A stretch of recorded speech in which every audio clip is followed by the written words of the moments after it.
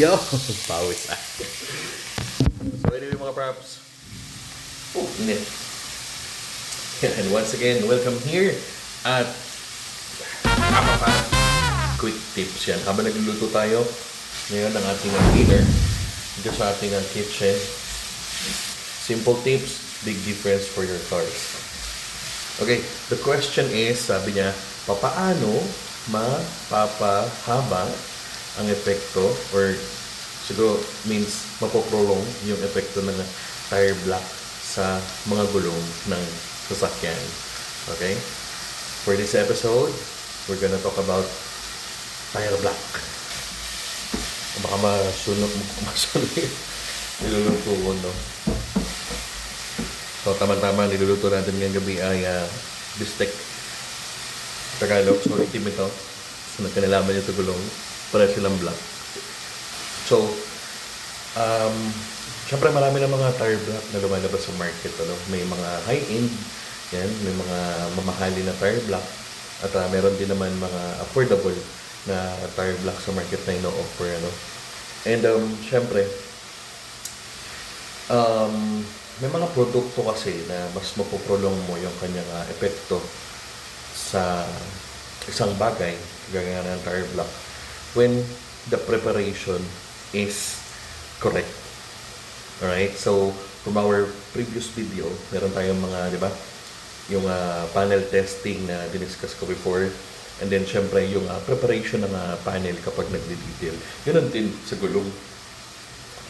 Ngayon, para mas ma-maximize mo yung chemical na ito, yung tire block, is kailangan yung preparation mo ng iyong tire is maayos, ano. And syempre, there are tire block na meant to be for your tires, ano. So, meron kasing tire block na baka hindi match doon sa material ng iyong goma. So, minsan nagkakaroon ng hindi naman siya problema. It's just a light, very, very light problem na kaya naman na masolusyonan. Pero kasi tire block na parang feeling mo hindi umuubra sa gulong, ano. And there was a time sa shop din na meron kami nga na-apply na tire block, which is the tire block that we're using naman, is parang suits for all types of wheels or tires.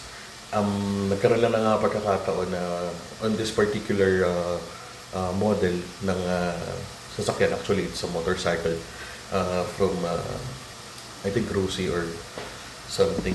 I don't know if it's the original tire pack, pero ang nangyari kasi is namuti yung kanyang goma. So we don't know the history.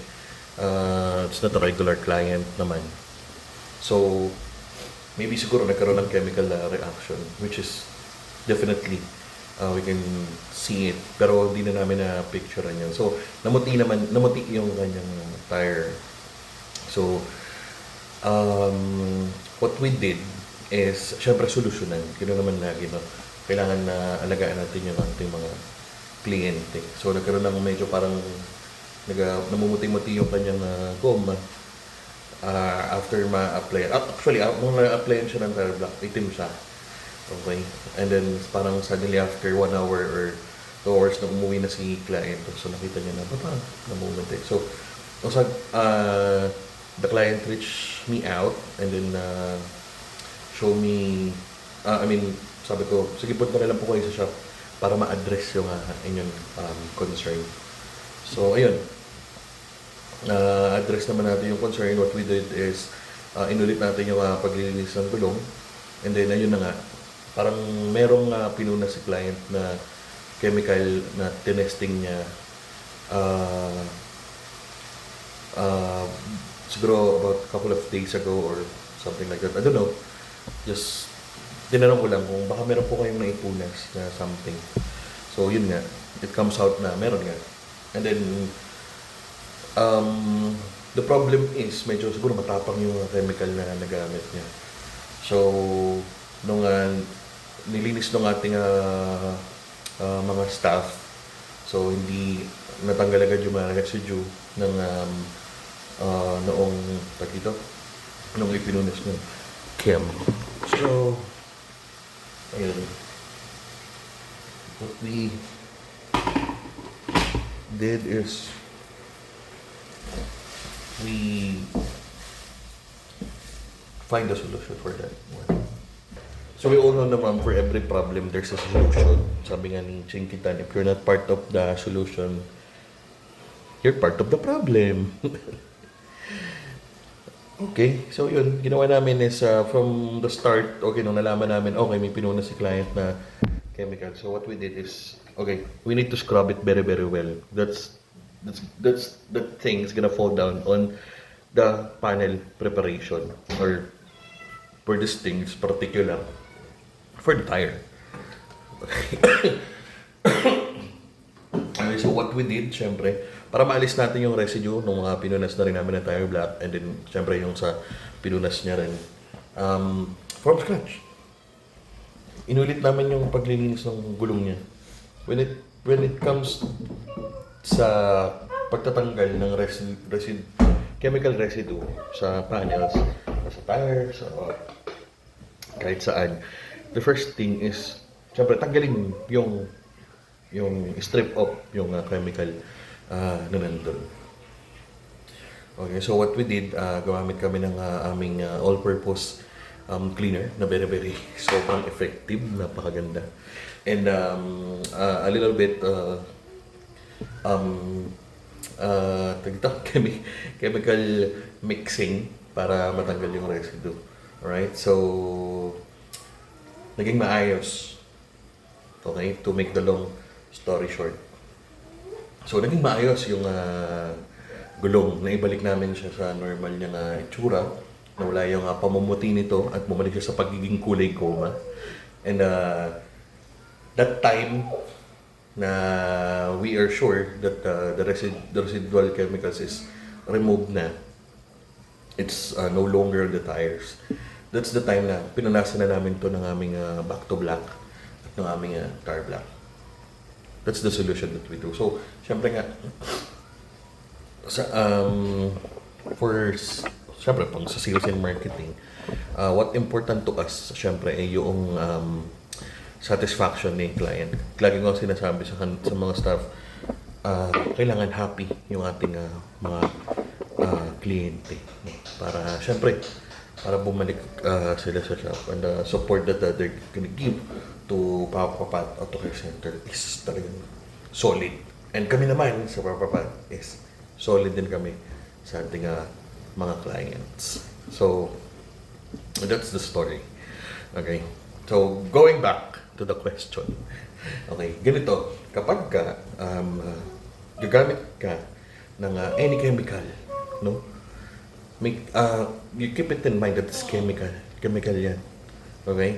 It's have nice effect and then meron ding bad effect. So, okay, to prolong, okay, going back to the question, going back to the question, how to prolong the effectivity of the tire block that you're going to be using on your tires.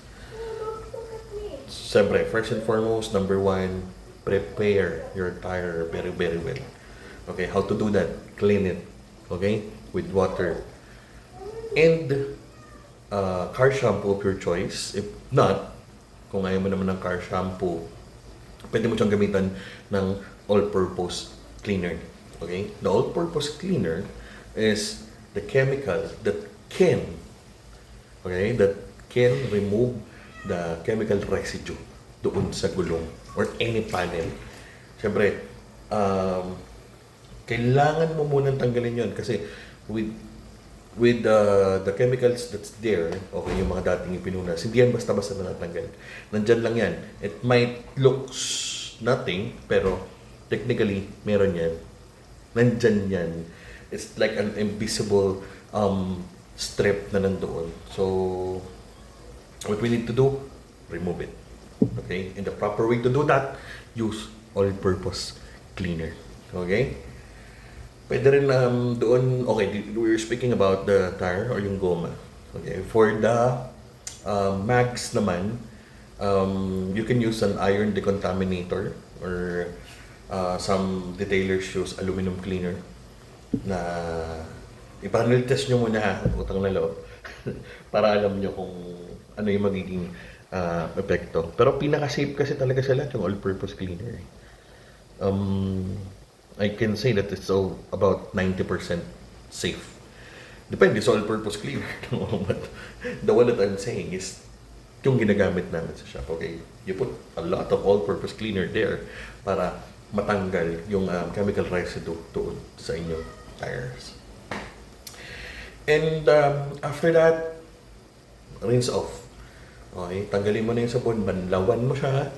Make sure that it's 100% sure banlaw. So, magiging ready na yung inyong tires for the application of the tire block that you want to use. Okay?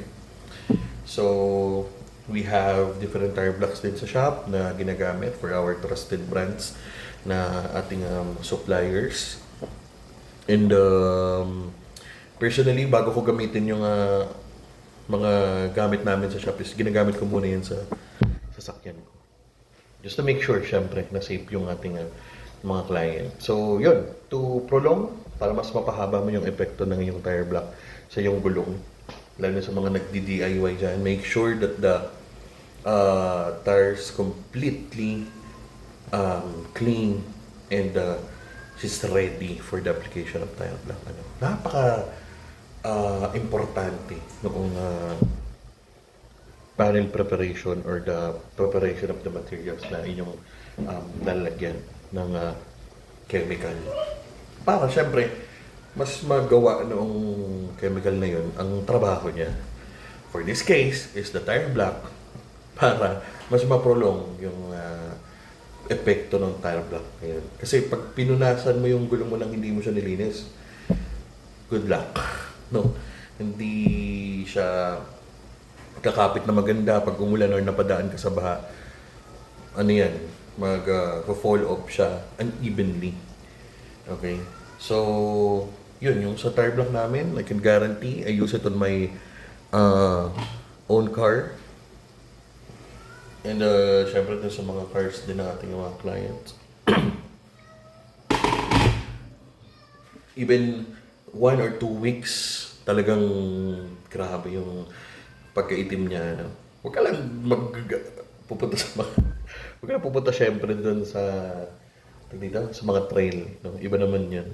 Pero pagka sa mga city driving, on the barangay, like that, kahit may mga madaanan kang potholes or something, kapag kinadumihan yan, binubugahan lang ng tubig mo, na lalaglag na siya ng kusa, yung mga dumi na dumidikit doon.